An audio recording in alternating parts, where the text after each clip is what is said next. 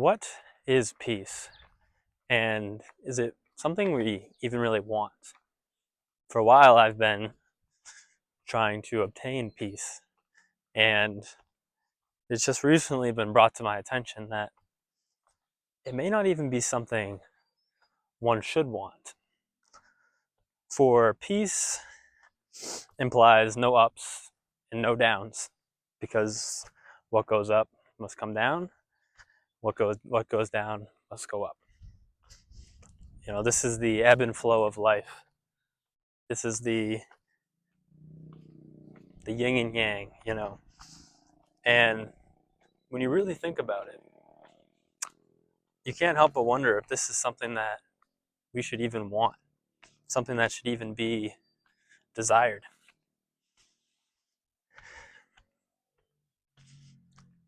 And I think I've come to the conclusion that peace, in this sense, should not be desired.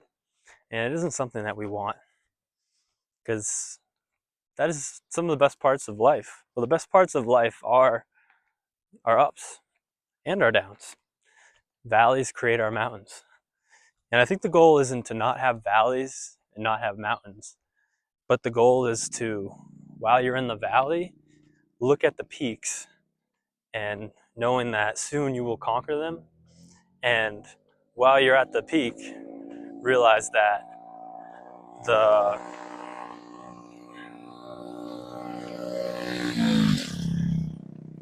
while you're at the peak, realize that the best, the only thing that makes the peak good is the valley.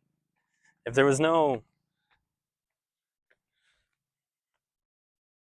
bear with me, there was no valley, can't see it that well where I am right now, but if there was no valley, this view wouldn't be nearly as good. And that's what we need to realize. And I say often, I remind myself often that much of what we do isn't learning new things, but it's remembering old things that we've come to know and forgot. And I think true peace is one of these things. And when I say true peace, I mean what we should be looking for outside of peace. And maybe this is true peace, but my understanding is the former definition, where you have no peaks and you have no valleys. But Marcus Aurelius said, we should want what happens to happen. There is no greater harmony than this. There's no greater tranquility than wanting what happens to happen. And I think truly that's what peace is. And then when you do this, you can become more than the gods. And Troy, Achilles says, he says, the gods envy us because we are mortal.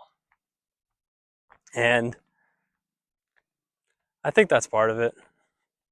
But I think they could really care less whether we are mortal or not.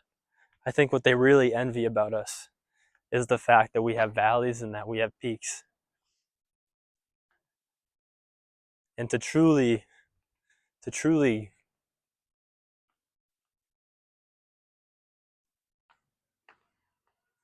be envied by the gods is to say amor fati to all that happens, is to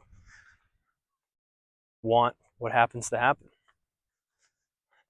And then you can be, this is how Icarus is able to laugh as he falls. This is how Sisyphus is able to be happy while he's doomed to a lifetime of pushing a rock up a hill to have it fall down again and repeat the task over and over again. But it's that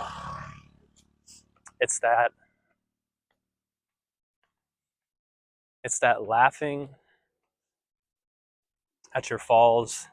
It's that being happy even though you were being sentenced to a life of misery. It's that wanting what happens to happen, that truly embracing the valley so that you can truly enjoy your peak, and realizing that they're both the same and you can't have one without the other. And you really, when you think about it, would you even want to have one without the other? Because it would be neither a valley nor a peak. It would be baseline. And from the definition that I've seen, this is peace. This is what the monks, all these people are searching for. And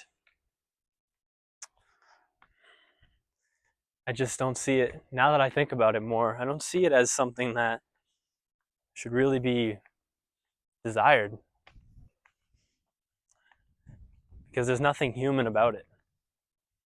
At the end of the day, we should strive to be more than, Epictetus said, show me a stoic and I will show you a man trying to be more of a god than a man. And I think that's what we should strive to do.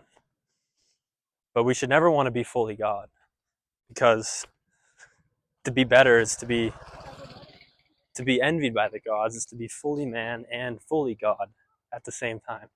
To have your ups, to have your downs, to have your morality, or to have your mortality, but to also have peace, true peace. Peace with an asterisk. Peace that invites depths and heights. And I think this is truly what we should go for. And I think the only way, as I said, to do this is to truly embrace what happens, to want what happens to happen in all situations, to say amor fati no matter what, which in amor fati is a love of one's fate. This was Nietzsche's proclamation.